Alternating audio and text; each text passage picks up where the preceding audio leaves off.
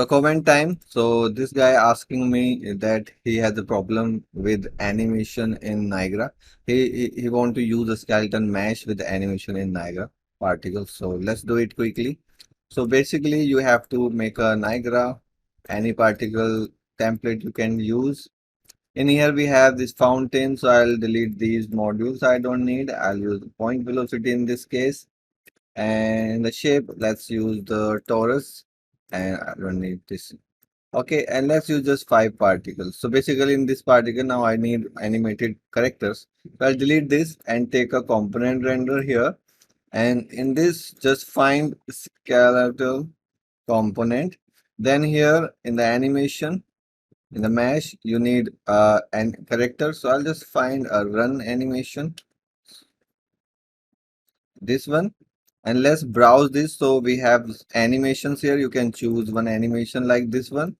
So I'll just select this, and in my Niagara, I'll go to here, and we don't need animation blueprint. We need asset. Do that and then pick that animation here, and this is how it's animating. And you can drag this in the viewport, but these are not facing the velocity. So you can do that. Basically, if you go down in the transform, rotation is not connected anywhere. You can use initial mesh orientation and use here vector and connect it to the shape vector for now. And now, okay, you need to actually connect that here also. Initial mesh orientation. They are facing, but not exactly. So you need to just rotate it minus 1 to 5, 90 degree actually.